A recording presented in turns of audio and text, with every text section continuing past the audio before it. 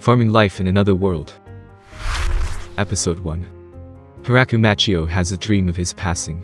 When he wakes up from this dream, he exits his room and runs into Anne.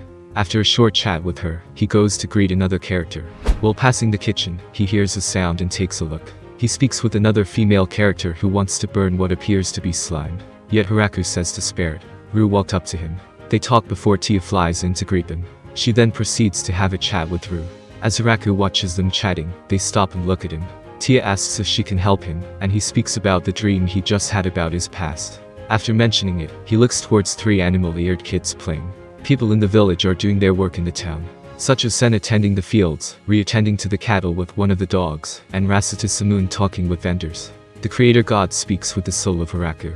His life has been filled with great hardships, others betrayed him. He also collapsed from a terminal illness. God asks Hiraku about any requests he wants Hiraku to live his new life as he wishes. Hiraku states that he wants to do farming. Since Created could only fulfill some requests, he had to contact the god of farming for permission because the request was outside his jurisdiction.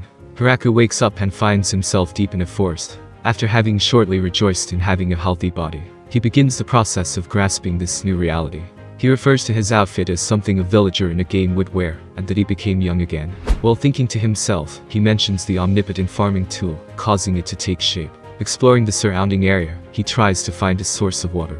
Yet all he can hear is the rustling of leaves. As he walks through the forest, something runs past him from behind. He begins thinking about how it would be possible to encounter dangerous monsters. Soon he finds a massive tree and decides to make it his base. He then begins to secure some materials to use. Hiraku tries dosing to no avail, and begins to dig a well until he gets water. He tries to make various items, but learns he cannot make any complicated machines. He thinks about securing food, but disregards it as he is not feeling hungry. He makes an axe from the tree wood. As he struggles to find a way to start a bonfire, it is too late and dark. So in his haste, he dug out a hole in the large tree for his shelter.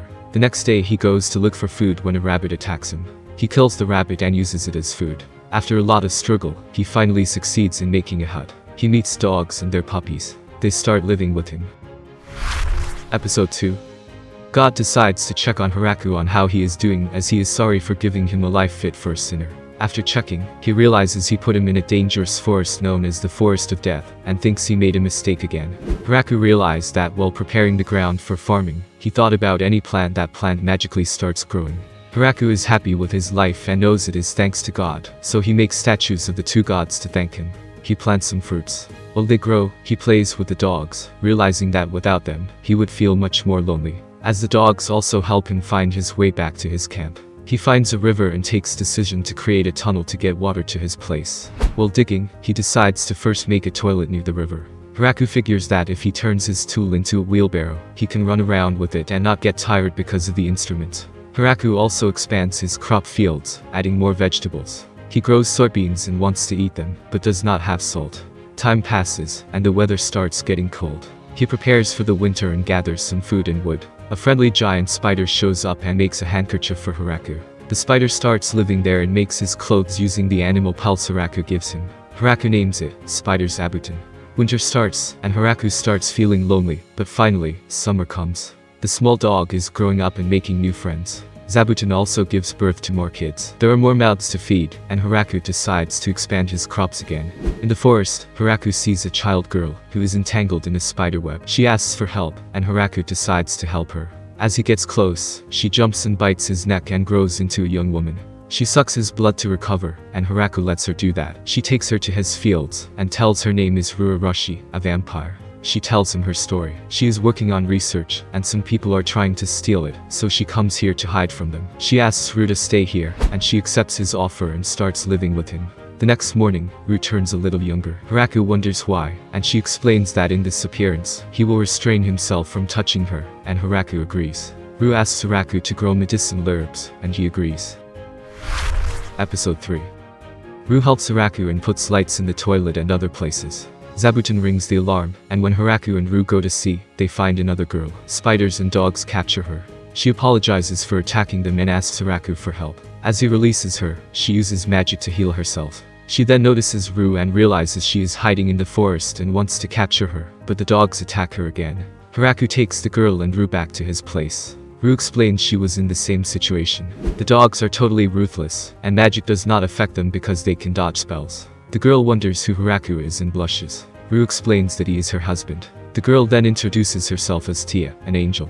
Hiraku believes that she serves God, but Rue explains that angels are a race of fighters who uses more muscle than brains. Hiraku wonders why Tia is chasing Rue, and Tia explains Rue has a bounty due to the damage she caused in the town. She tells him that Rue is always researching strange medicines and concoctions, and when something bothers her, she starts blowing things up. Rue states that it only happened once, and it was an accident. She also explains that Tia is a bit stronger than her, which is why she ran into the forest. Tia is surprised after seeing Rue admit her weaknesses, and Rue notifies that it is because she realizes how weak she is after facing the dogs. Rue offers Tia to live with them. Tia agrees, and Rue takes her around to show her the crops. They spend the day harvesting some vegetables, and Hiraku gives Tia to try some, which she does like. After a day, Tia asks Hiraku to grow more strawberries. Hiraku explains they can, but even if they expand, it will become hard to keep up with the harvesting of everything.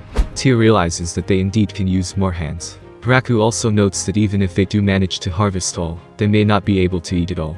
The dog family is also growing and has more children. Tia brings elves and introduces themselves as Lee, Leaf, Lekit, Lily, Lida, and Lise. She tells him about the sad story of war, and after that girls do not have a place to live. The girls start living there. They build a new large house in 10 days. Hiraku gets jealous of their house. Hiraku is surprised to learn that the elves also eat meat and use fire. Lee sees the wheat fields and asks Hiraku to make some bread. Rai informs Hiraku that this land belongs to Lord Demon, and he starts worrying if he will appear someday. Episode 4. Zabuton captures a bee, and Hiraku builds a nest for it to harvest honey. He plants some flowers for bees. After that, Hiraku digs a large hole. His intentions are to use it as a reservoir and explain to Lee that he plans on drawing water from the river. Hiraku, with the help of elves, formulates the waterway. Hiraku also manages to catch some fish. Tia and Rue recognize it from the Forest of Death and wonder if it is safe to eat them. They make Hiraku taste them first and only eat them after that, but they find them delicious. Elves also like it, and Hiraku captures more fish and preserves them with salt. After getting water, Hiraku decides to build a rice paddy. After he digs the area and floods it with water, the girls wonder if he intends to make a lake and grow fish in it. Hiraku refuses and asks them to help him plant some rice. The rice fields start growing very quickly, and Hiraku teaches the girls how to harvest them. After drying them, he uses the almighty tool to create an old thresher, and then a sieve to get rid of the leaves and plant matter. He then uses a mortar to remove the husk from the rice, and a pestle to polish the rice. The girls note it is a lot of work and wonder if they can finally eat, but Hiraku explains they first need to cook it, and shows them how to.